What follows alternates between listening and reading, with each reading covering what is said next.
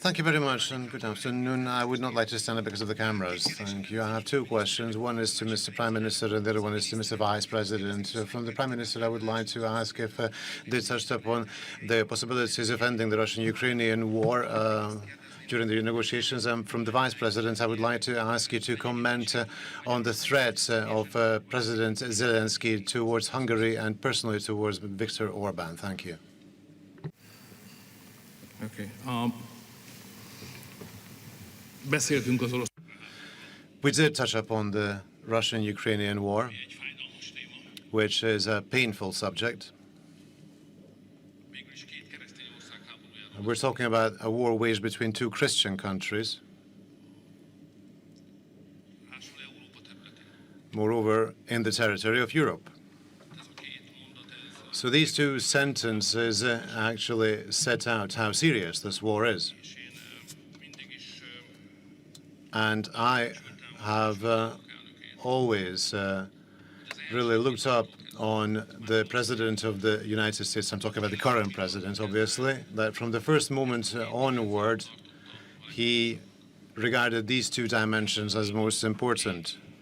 In Europe, two Orthodox, deeply Christian countries are waging a war where tens and hundreds of thousands of people die and become injured for life. This is so terrible that you have to stop it at all costs. And since the United States, prior to President Trump, was in favor of this war, for us, the current position of the United States is indeed very valuable because it is fundamentally pro-peace. So if a Hungarian and a U.S. politician meet, they cannot avoid talking about the Russian-Ukrainian war. Moreover, this war is being waged in the neighborhood of Hungary. Hungarians also die in this war, since in the current territory of Ukraine, multiple Hungarians live who are drafted, occasionally with brutal coercive measures. They are taken to the front where they die.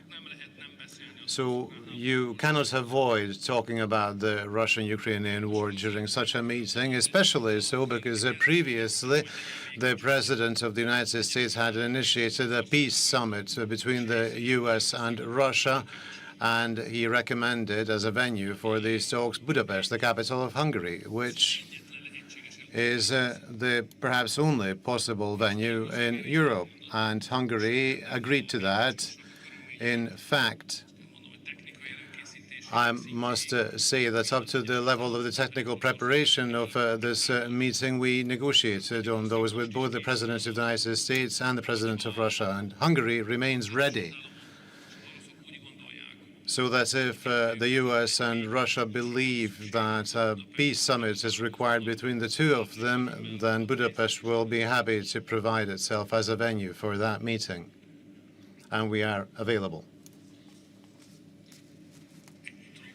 And that's all I can say to you. Thank you for your willingness to host. And just to answer your question, so I'm not aware of President Zelensky threatening Viktor Orban. I know that there have been a lot of people who have threatened Viktor and have frankly not just threatened the people of Hungary, but have actually tried to exact costs on the people of Hungary because their leadership has been one of the few that's been wise and smart about the conflict between Russia and Ukraine. Now look, you don't have to defend the morality of the war. I think Viktor has. I certainly have. The President of the United States has condemned the invasion. We don't like the war. We want it to stop. That's not the question. The question is, how do you make it stop? And the answer is not by politicians who stand at microphones and beat their chests and act tough when somebody else's children are going off to fight in a conflict. You do it through sustained diplomacy. And so I'd ask the people of Hungary, and not just Hungary, but the people all across Europe, what is the alternative to peace? Is it to continue feeding young men into this terrible, terrible war, to continue this completely ridiculous cycle of violence, or is it to get serious about diplomacy? Is it to continue to have skyrocketing energy prices to the point where European economies are on the verge of collapse, or is it to sit down and get serious about a peaceful resolution? The reason the President of the United States has been so dedicated about this is not because it affects us as personally as it does the people of Hungary or Europe. In fact, we're much more insulated, as all of you know, from what's going on in Russia and Ukraine than most countries anywhere else in the world. The President has asked us to work so diligently on it because he knows that it's bad. It's bad for commerce, it's bad for morality, it's bad for human life. We need to actually engage in some real diplomacy.